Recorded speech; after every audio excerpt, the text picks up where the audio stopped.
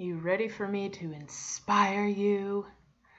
I'm going to tell you something that is true. You are a writer. That's right. Everybody in this room is a writer. Everyone in here knows how to write in at least one language.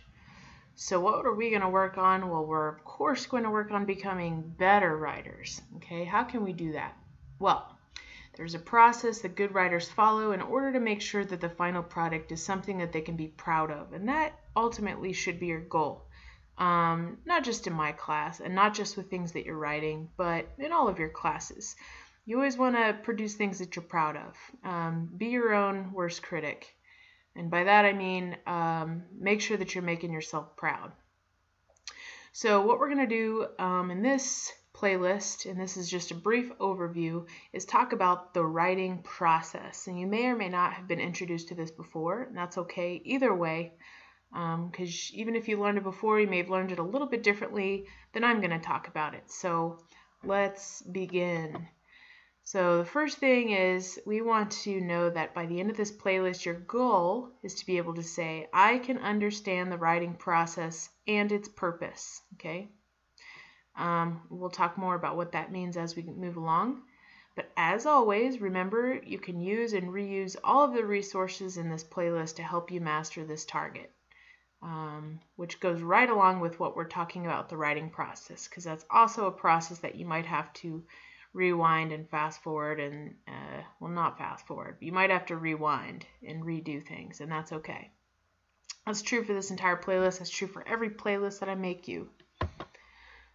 All right, so let's talk about our proficiency scale. So making the grade here.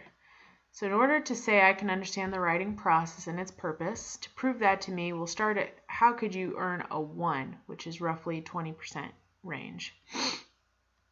That means you cannot identify or describe the steps of the writing process, nor can you explain the significance of that process even with my help. So I have full confidence nobody's going to be sitting there, okay? A 2, which would get you roughly a 40%, means that you can perhaps identify the steps of the writing process, but you have trouble describing them or explaining their significance without my help. All right, let's get to a 3. Well, now we're starting to pass. In order to pass, you can identify, name, and describe the steps of the writing process without my help. Now let's shoot a little higher. What if you want to get a B? You can identify, name, and describe the steps of the writing process, and you can explain the significance of the process. The word significance basically means, why does this matter? Okay, so you're also able to explain why the writing process matters, why it's something that's important. Okay, well, let's look at a 5. Let's shoot all the way for the top. We want to get an A, okay, in this learning target. Here's how you can do it. You can not only identify, name, and describe the steps of the writing process and effectively explain the significance of that process, but also you're going to independently research and write about what known professional authors advise about the writing process, citing specific authors by name. And we'll talk more later about what that means, but basically you can find interviews written and spoken in video format in lots of different ways. You can find writers talking about writing, okay, and what that's like for them. A lot of times when we read things, we're like, wow, this is amazing. It seems like something that's always existed, but we don't see the process and the struggle behind that.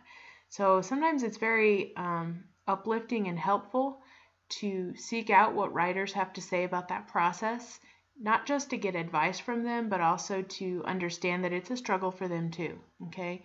But it is achievable for everybody. All right, so let's talk. If you are preparing to write a composition, these are the steps in the process. Number 1 is brainstorming/planning. A lot of times this is referred to as pre-writing. I don't always call it that. For one thing, it's a little bit deceptive because you're still writing. It's just you're writing in a different format than what the final product is going to look like. You're going to write down ideas, and then you're going to start, and that's the brainstorming part, and then you're going to start making a plan. And when you're planning, of course, you're still writing. You're just organizing your ideas or generating sub ideas. So it's still writing. So I don't usually call it pre-writing, but you will hear it called that.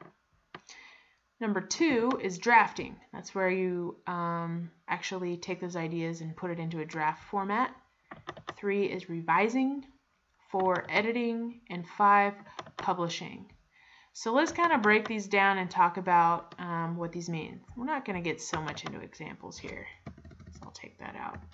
But we're going to break them down. The examples and all that will come later on down the line when we actually break down each of these into their own learning targets. But for now, we're looking at the process as a whole. So this is a very brief overview. So let's look at the first one, which was what I said some people call pre-writing, which is brainstorming and planning.